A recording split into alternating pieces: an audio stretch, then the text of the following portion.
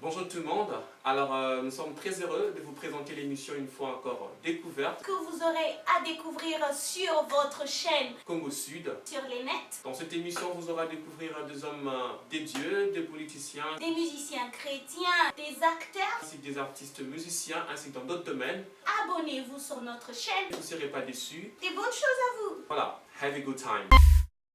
Salut, bonjour à tout le monde. Je suis Enoch Kassongo, votre ami, et bienvenue à notre chaîne Congo Sud. Et là, c'est votre émission La Découverte. Alors aujourd'hui, nous avons un invité spécial. C'est un jeune entrepreneur qui a commencé aux études comme tout le monde. Et aujourd'hui, il est arrivé à découvrir quelque chose de si spécial dans sa vie. Alors nous allons passer un peu de temps de parler avec lui, qui nous parle un peu plus de qui il est. Alors, il s'appelle Ludovic. Alors, bonjour Ludovic. Bonjour Monsieur Enoch. Alors, très content de passer ce temps avec vous et bienvenue chez nous. Le plaisir est partagé. D'accord. Et nous allons essayer un peu de découvrir qui est Ludovic. Il va nous parler de où est-ce qu'il a commencé, d'où est-ce qu'il vient, où est-ce qu'il est actuellement, où est-ce qu'il est en train de partir. Est-ce que brièvement, vous pouvez juste nous parler de vous, Ludovic? Ok, comme je l'avais dit, je m'appelle Ludovic Bokouli, pour plus de précision. Je suis né à Likasi, en République démocratique du Congo. Je fais mes études à Likasi, où j'ai obtenu mon diplôme à l'Institut Ostawi, avant de commencer des études de médecine d'abord à l'Université de Lubumbashi et après à l'Université technologique Belcampus à Kinshasa. Mais des études que j'ai dû interrompre en deuxième doctorat pour venir en Afrique du Sud et faire des études d'entrepreneuriat. Comme vous l'avez dit, je suis un entrepreneur social.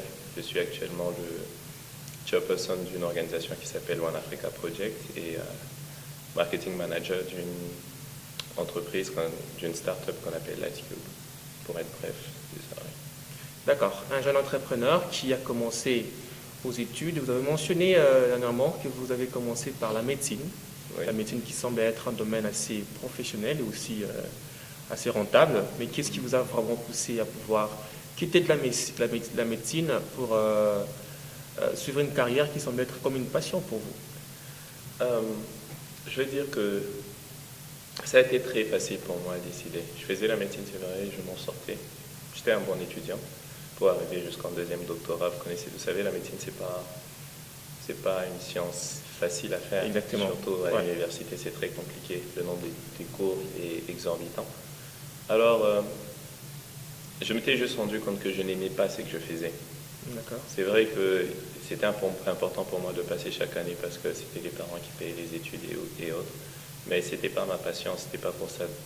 Je n'avais pas ce sentiment que c'était pour ça que j'étais venu sur Terre. Alors, qu'est-ce qui a fait exactement que vous puissiez quitter de la médecine où vous avez le support, le soutien de parents et pour enfin suivre ce que vous pensiez être idéal pour vous? C'était comme un déclic dans ma tête en fait. J'ai commencé dans le domaine de l'entrepreneuriat en 2013-2014.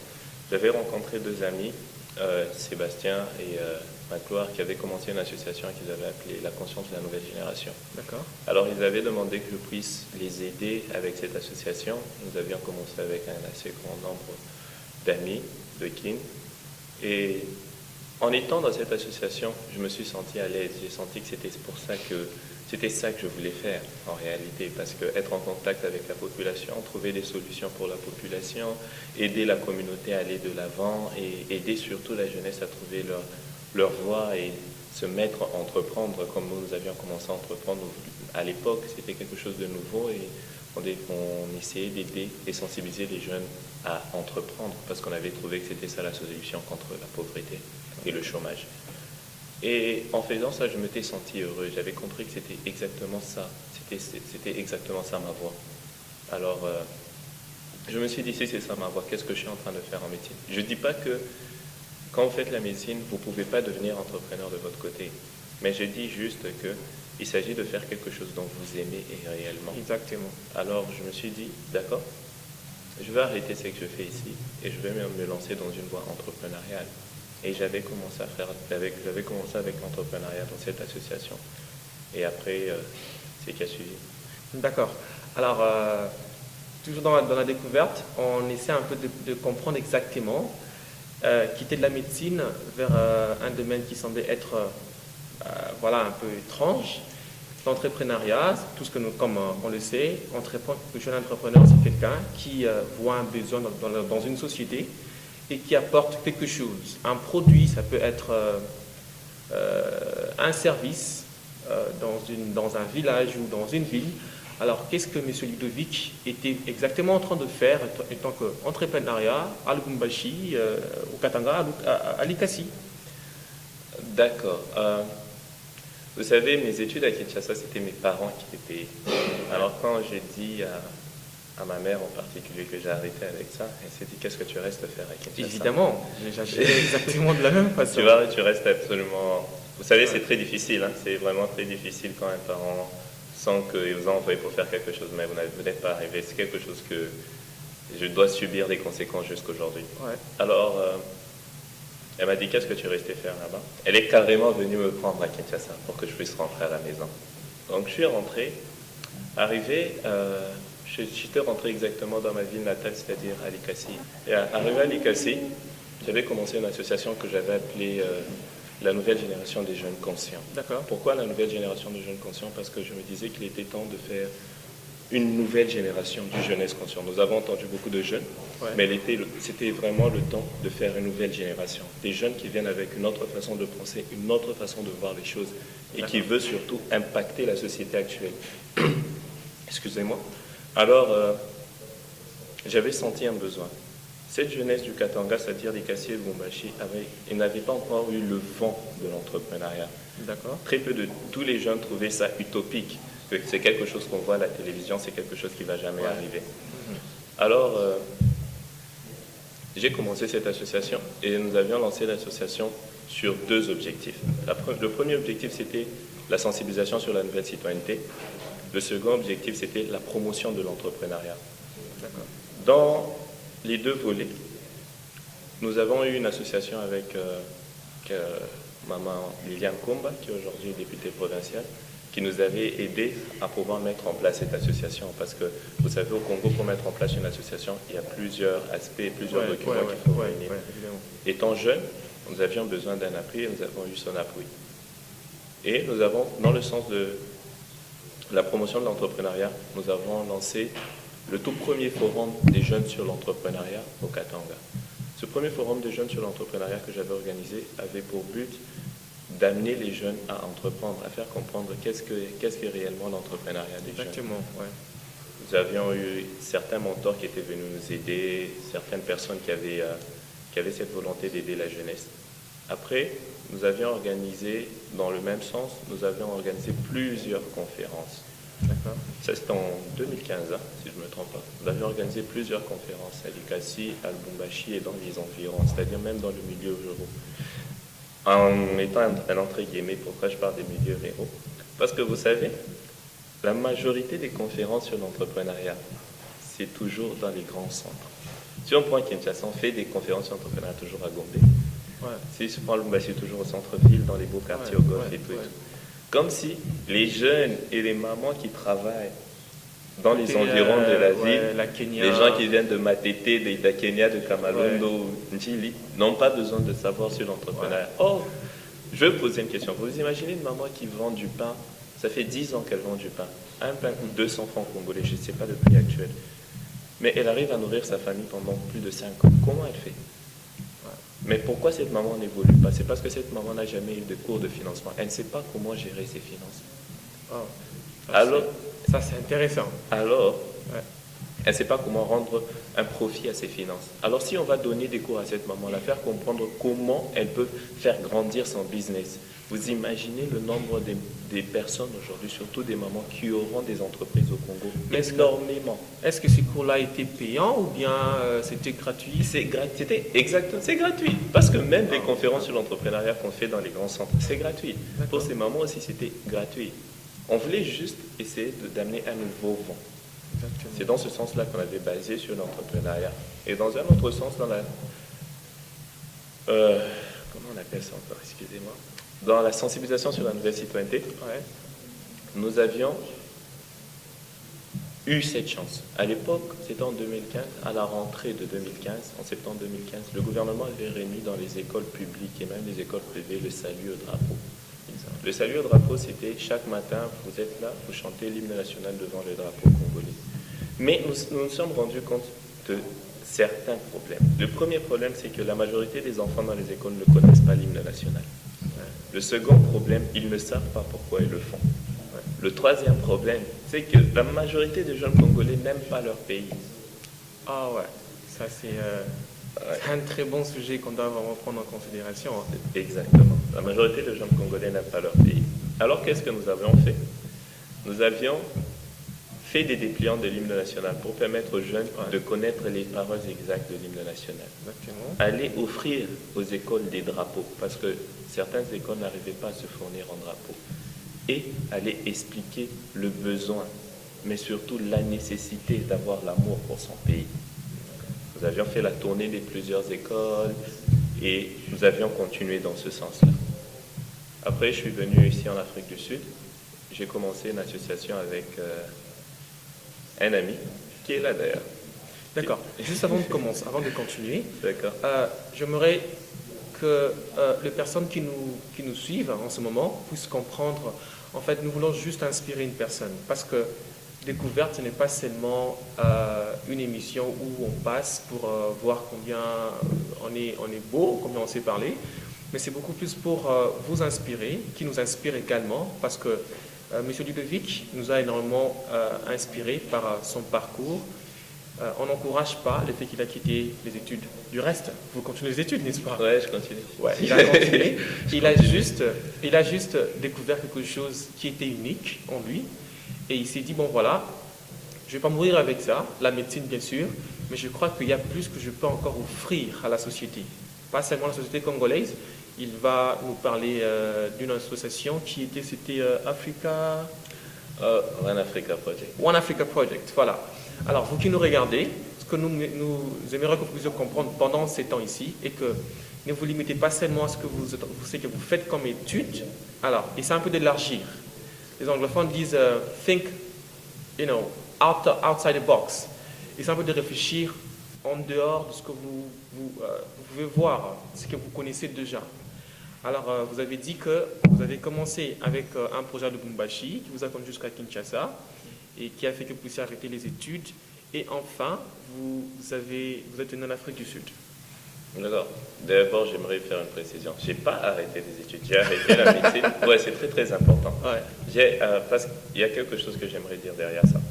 Je n'ai pas arrêté les études, j'ai arrêté la médecine pour faire d'autres études qui correspondaient à ma personne. Voilà. Et c'est dans ces études-là que j'ai compris que les études, je vais parler surtout aux jeunes. Les études, ce n'est pas un frein pour faire quelque chose dans votre vie. Ouais. Vous pouvez bien continuer à faire vos études, mais vous faites autre chose de votre vie. Un exemple, moi maintenant je suis en dernière année, mais quand je suis arrivé en Afrique du Sud, j'étais en première année quand j'ai rencontré un ami qui s'appelle Rodrigue Kabouya. Je l'ai rencontré et c'est avec lui que nous sommes assis, nous avons décidé de faire One Africa Project. D'accord. Et ça consistait vraiment à quoi, One Africa Project? D'accord. One Africa Project, c'est surtout... Vous permettez, Rodrigue est là, permettez qu'il vienne. Parce qu'on parle de One Africa. Juste un instant.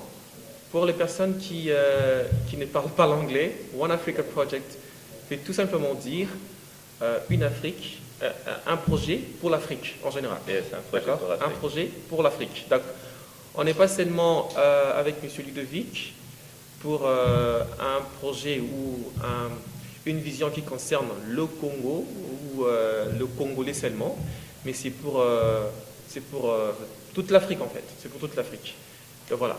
Vous disiez que vous voulez que votre ami puisse nous Oui, j'ai commencé avec lui. Bon, on est dans l'émission Découverte, non? Ouais. Et j'ai commencé avec lui One Africa Project. Il va juste dire un petit mot parce qu'il m'a accompagné. Et puis après, on va continuer. D'accord. Alors, nous allons recevoir l'ami. Il s'appelle comment déjà, vous avez dit? Il s'appelle Rodrigue. Rodrigue. Nous allons recevoir Rodrigue. Bonjour tout le monde.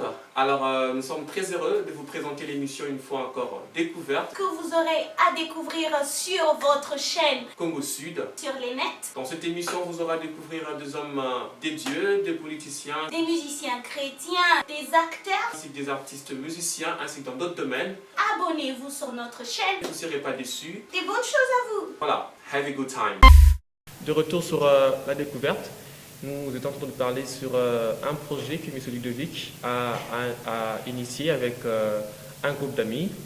Et nous allons juste recevoir sur ce plateau l'un de ses amis, M. Rodrigue. Bienvenue sur Découverte. Alors, il va parler en anglais. On va essayer de donner un peu d'idée pour les francophones sur ce que One Project a produit, enfin, voilà, dans notre émission. Voilà. Good day, sir. Oh, thank you. Good afternoon. Good afternoon. Sure. So my name is Rodrigue Kabuya, All right. and I am one of the co-founders of One Africa Project. All right. Yes. My role over the period that we started One Africa Project was basically to cement the vision that I've been speaking to you about. I think just not to be too much repetitive, because he probably has said everything that I would say, but basically it's a project of Africanicity. Okay. And at the core of this project is the ability for each and every single person to work together to achieve this goal that we want. And if I could just go a little bit into All right, that. sure. So we envision an Africa that is without boundaries, Okay. meaning that there could be an easy trade of ideas on the business sector, social, culturally, and that it's an Africa that is not stopped or bounded by either physical or non-physical boundaries. Sure. And in so doing, we decided to first of all embody the whole concept of One Africa, right? Making sure that first of all amongst ourselves we practiced it in terms of the variety of all our members, the variety of their ideas, Okay. and how their ideas, when put together, solidify this goal that we have. When we did that, then we went on to the next stage and presented this idea to the general public and to everybody else and said, okay, this is what we want to achieve. This is how we want to achieve it. And once there was that general acceptance, then we kicked off the project. So, yes, once again, our project is just basically about togetherness, oneness, that one can never work in isolation. And I think Exactly. it's a bigger message that we're sending even to the world at large, is in that we are our brother's keepers. Exactly. We can never work in isolation with each other. Yeah. And that the development of one country is the development of another, no matter how far or forward behind that country is. So yes, that is at the core of what One Africa Project is doing. And Really that's the interesting. message. Really interesting. Thank you so much. Thank you. So thank you for joining us. No, thank you. Thank you very much. I think Mr. Ludovic will tell us more about it. Yes. We really appreciate it. I really Yes. like the idea. It's really inspiring. And revenant sur Monsieur Ludovic, juste brièvement, j'aimerais résumer ce que notre ami venait de nous parler d'eux. Il a dit One Africa Project. C'était juste une idée qui a commencé, en fait, pour avoir, considérant l'Afrique comme une famille, que nous ne puissions pas avoir des différences. Nous sommes une famille, un peuple, une couleur, et la plupart des fois d'ailleurs on retrouve la langue qui est pratiquement la même chose.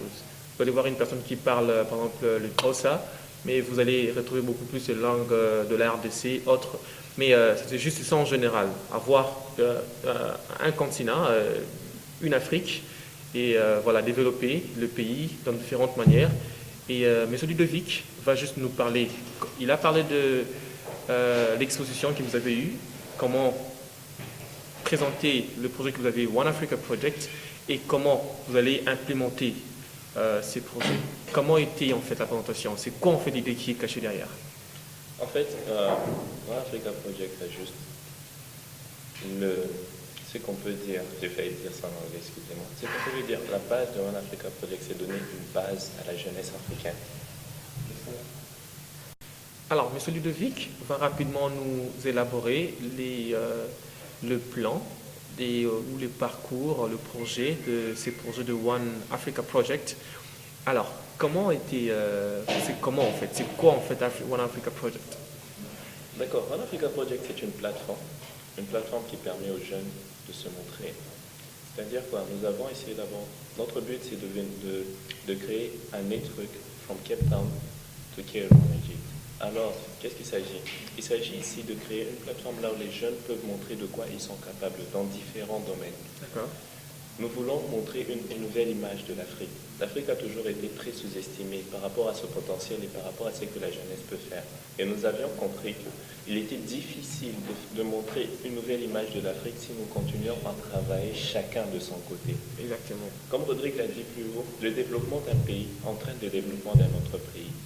C'est pareil aussi pour les problèmes. Les problèmes dans un pays, ce sont les mêmes problèmes qu'on retrouve dans un autre pays. Ouais. Alors qu'est-ce qu'il faut faire? Il est temps de travailler ensemble, mais travailler ensemble pour un objectif. L'objectif, c'est quoi? C'est donner une meilleure image de l'Afrique, permettre le développement de ces dernières, c'est-à-dire quoi? Mettre une plateforme en place là où les jeunes, avec leurs talents et ce dont ils sont capables de faire, pourront impacter l'Afrique d'une façon ou d'une autre. Je donne un exemple. Nous avons un jeune qui est par exemple architecte. Il est doué, il sait faire des plans, il sait faire tout ce qu'il a à faire. Mais ce jeune n'a pas de plateforme. Pourquoi? Peut-être qu'il vient d'un milieu social qui ne le permet pas de se montrer, ou soit il ne sait pas à quelle porte aller. Alors nous avons One Africa ici. One Africa prend tout le monde, peu importe votre classe sociale. Ce que nous avons besoin, c'est de votre talent. D'accord. On vous prend, on vous donne une plateforme. Du moment qu'on vous donne cette plateforme, c'est à partir de cette plateforme qui vous permet de montrer de quoi vous êtes capable. Exactement. Mais dans un seul et unique objectif, le développement de l'Afrique. Et ce développement de l'Afrique doit être global et inclusif. Pourquoi je dis global et inclusif? Global dans sa globalité, c'est-à-dire ce développement doit impacter toute l'Afrique, c'est-à-dire de l'Afrique du Sud, en commençant par l'Afrique du Sud jusqu'en Égypte. Deuxièmement, ce développement doit aider l'unité africaine. L'unité africaine, c'est-à-dire qu'un Africain doit se sentir chez lui partout là où il va en Afrique. Peu importe le pays là où il va, mais il doit se sentir chez lui. Cela ne peut plus se faire avec les générations qui sont venues avant, mais cela peut se faire avec notre nouvelle génération parce que nous avons un esprit plus ouvert et nous essayons d'impacter plus cette nouvelle génération. Et c'est dans ce sens que nous avions lancé plusieurs programmes. Le premier programme que nous avions lancé, c'est le 16 juin de l'année passée, c'est-à-dire la journée de la jeunesse en Afrique du Sud. Ouais. Nous avons essayé de réunir des jeunes autour d'une conférence pour essayer de parler de l'histoire africaine. C'est-à-dire, nous avions compris que les jeunes ne connaissaient pas d'où on venait, pourquoi nous sommes africains. Qu'est-ce qui fait notre spécificité? Ce n'est pas cette peau noire ou être, je ne sais pas moi de quelle race, mais qu'est-ce qui fait vraiment notre spécificité en tant qu'Africains? D'où nous venons? D'où est-ce que nous tirons cette richesse culturelle? Pourquoi nous avons aujourd'hui des frontières? Il y avait-il des frontières avant, mais pourquoi nous en avons aujourd'hui? Pourquoi il y a eu les indépendances et tout ça? Nous avions organisé ça. Après, nous avons organisé un fashion show, ce qu'on appelle après le One Africa Fashion Show. Ce fashion show, c'était juste pour donner une plateforme aux jeunes designers africains de montrer leur savoir-faire. Après ça, nous avons commencé cette année un projet que nous avons appelé Change My Mind. Change My Mind, c'est un projet là où nous allons dans les universités. Nous essayons de prendre des étudiants qui ont cette habilité de leadership. D'accord. Nous essayons de leur montrer l'autre côté de l'Afrique. Ouais. Pas l'Afrique que tout le monde est en train de nous montrer actuellement à la télévision, mais un autre côté africain. Qu'est-ce que l'Africain peut faire? Comment l'Africain peut participer au développement et à l'avancement de ce monde? Comment l'Africain peut devenir le point focal, le point de départ d'un nouvel ère, mais aussi une nouvelle façon de penser. Comme ça s'appelle Change My Mind, nous voulons changer la façon de penser que les gens avaient avant et nous voulons introduire une nouvelle façon de penser. Donc si je peux aller en bref, c'est sur ça que One Africa Project se repose. Alors, si on comprend bien, One Africa Project, c'est juste une plateforme créée, une sorte de networking dans toute l'Afrique pour pouvoir faciliter les personnes peut-être qui ont un business mais qui n'arrivent pas à avoir de marché et qui peut facilement, le rendre, disons, le service ou bien voilà, le permettre de pouvoir faire son business d'un autre pays à un autre. D'accord, oui, oui. D'accord, voilà, c'est un peu ça. Et à part ça, vous avez dit que vous avez un point assez important à mentionner d'une activité qui s'est passée à Lubumbashi ou à Likasi? Non, bon, il y a plusieurs points que je voudrais mettre sur place. C'est les projets que nous avions faits au Congo, c'était dans le but d'essayer d'éveiller la conscience des jeunes Congolais. La conscience dans le sens là où il était temps de se prendre en charge. Pas comme Mouzé, parce que nous avons cette habitude au Congo, quand Mouzé disait prenez-vous en charge, prenez-vous en charge, prenez-vous en charge. Mais tout ça, ça reste dans le discours. Exactement. Aujourd'hui, nous voulons aller sur une façon pratique. Quand on se dit on doit se prendre en charge, c'est-à-dire qu'il est temps de commencer à faire quelque chose. Il est temps. Et il n'y a personne qui viendra toquer à votre porte et vous dire que non, commence aujourd'hui. Si tu as une idée, si tu as quelque chose dans ta tête, il est temps de le faire. Il n'y a personne d'autre qui viendra le faire. Je voulais aussi parler par rapport aussi aux activités que j'ai pu faire ici. Parce que la majorité des entrepreneurs pensent que, bon, pas les entrepreneurs, pardon, la majorité des personnes qui sont en dehors de l'entrepreneuriat pensent qu'on évolue toujours quand on est dans un groupe. C'est vrai, quand on constitue un groupe, c'est plus facile d'évoluer, c'est plus rapide. Mais cela n'empêche pas que vous ayez vos initiatives personnelles. Comme en parlant d'initiatives personnelles, par exemple, il y a quelques mois, nous avions organisé le Captain Makuptano ici même à UCity, qui était un networking event. J'ai organisé ça tout seul. J'ai organisé aussi le Youth Christian Conference, une conférence qui permettait l'émancipation des jeunes chrétiens, c'est-à-dire leur donner aussi une plateforme de se montrer. J'ai organisé ça tout seul. Il y a eu The Unexpected Lead. Et le point commun de tout ça, c'est ce que je veux dire, c'est que chacun de nous a la force de faire quelque chose qui impacte les autres. Chacun de nous peut changer sa communauté d'une façon ou d'une autre. Mais le seul point qu'il faut avoir dans son cœur, c'est que c'est maintenant que je commence, c'est pas demain. Exactement. Alors, pour les personnes qui nous suivent en ce moment, vous devez juste savoir que la force d'une personne ou la grandeur ne dépend pas vraiment de ce qu'on a fait comme études, pas nécessairement les études. On peut être grand par de petites choses qui semblent être petites aux yeux des gens, mais quand on se connaît, on arrive à se découvrir, on peut facilement apporter quelque chose de plus dans notre société aujourd'hui et qui peut même impacter tout le monde. Alors, auprès de M. Ludovic, nous venons de découvrir que c'était un jeune qui était en train d'étudier au pays, mais qui est arrivé à découvrir quelque chose qui était si important dans sa vie. Mais il ne s'est pas arrêté là, il a eu le courage d'affronter ses parents pour leur dire que voilà ce que moi je pense faire. Et aujourd'hui, il est en train d'impacter beaucoup plus de vies. Et voilà, ils ont beaucoup plus d'associations et comme on a parlé de networking avec d'autres personnes, pour pouvoir développer pas seulement la morale africaine, mais aussi affecter le business et pour pouvoir faciliter certaines personnes à pouvoir voilà, exploiter ce qu'ils ont comme produit, comme talent. Alors, est-ce que vous aurez quelque chose d'autre que nous puissions retenir de vous, M. Ludovic? Si j'ai à dire quelque chose, je crois que j'ai beaucoup parlé durant l'émission. C'est juste que je veux dire quelque chose, c'est aux jeunes, j'ai un message à transmettre aux jeunes. Ce n'est jamais facile quand on est jeune de commencer à entreprendre ou de faire quelque chose de sa vie. Mais si c'est toujours très difficile de savoir la raison pourquoi on est venu sur cette terre. Je me suis toujours posé une question tous les matins quand je me réveille. What is the purpose of my life? Pourquoi je suis venu ici? Pourquoi Dieu a décidé que je sois né? Et c'est une question que beaucoup de jeunes doivent se poser. Pourquoi je suis né? Quel est mon impact que je vais amener sur ce monde? Qu'est-ce que je vais laisser après moi? Exactement. Et quand vous aurez la réponse à cette question, vous allez savoir exactement ce que vous allez faire de votre vie. Et un autre conseil, Quand on fait quelque chose avec passion et amour, on le fait toujours bien. Mais quand on fait quelque chose parce que c'est quelqu'un d'autre qui vous a dit de le faire, vous ne serez Ça jamais marche heureux dans souvent votre pas. vie. Ouais. Jamais heureux dans votre vie. Ouais. Alors trouvez ce dont vous avez l'amour de faire et faites-le. Et ne laissez pas le monde vous influencer. Parce que parfois, la meilleure voie à suivre, elle se trouve dans votre cœur, Exactement. pas dans le cœur des autres. Ouais. Merci en tout cas, M. Ludovic, pour cette interview. Ça a été assez intéressante et personnellement, je suis inspiré. J'aimerais juste mentionner quelques points rapidement pour les personnes qui nous suivent. Il y a les études, il y a la passion et la compréhension de sa vision. Alors, s'il y a des choses que nous devons comprendre, je reprends. Les études, sa passion et comprendre sa vision. Alors, quand il est arrivé à arrêter les études, en fait, de stopper avec la médecine, il n'a pas dit qu'il a arrêté les études.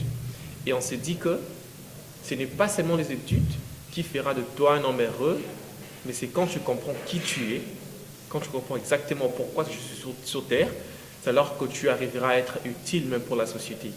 Alors, pour vous qui nous suivez en ce moment, nous voulons juste vous encourager pour des personnes. Cette émission n'est pas seulement pour les Congolais, c'est pour le Gabonais, c'est pour les Camerounais, c'est pour toute l'Afrique et c'est pour tout le monde, même les Européens, les Américains, ainsi que voilà. Si vous êtes intéressé à cette émission, nous sommes découvertes. Vous nous contactez sur nos numéros de contact qui sont juste là sous votre camp. Alors, nous serons heureux de passer du temps avec vous, de vouloir plus découvrir de vous. Et n'hésitez pas de nous recontacter exactement pour inspirer une personne. Je sais que vous êtes là, vous êtes couturier, vous êtes technicien, vous êtes chantre, vous êtes artiste, acteur. Alors, nous sommes là pour vous. J'espère que ça sera tout pour nous pour aujourd'hui. Est-ce que vous aurez autre chose que nous aimerions, que nous devons à tout prix garder comme souvenir? Non, pas grand-chose. C'est surtout un honneur pour moi d'avoir été invité dans votre émission. Merci beaucoup. C'est pour nous. L'exposition que vous donnez et l'émission que vous êtes en train de faire, c'est quelque chose de très important parce que c'est toujours en inspirant les autres qu'on arrive à trouver peut-être le prochain Zuckerberg ou Steve Jobs. J'espère que vous m'inviterez dans d'autres émissions pour discuter des sujets spécifiques. Exactement. Parce qu'il y a toujours beaucoup de choses à discuter. Ouais. Et je serai toujours disponible, la porte sera toujours ouverte. Je vous remercie, je remercie l'équipe technique. Voilà. C'est un plaisir pour nous de passer du temps avec M. Ludovic. Alors, j'espère que quelqu'un a été inspiré par l'expérience de M. Ludovic, par son parcours, et nous espérons vous retrouver dans nos prochaines émissions. Merci beaucoup et au revoir. Bonne soirée chez vous.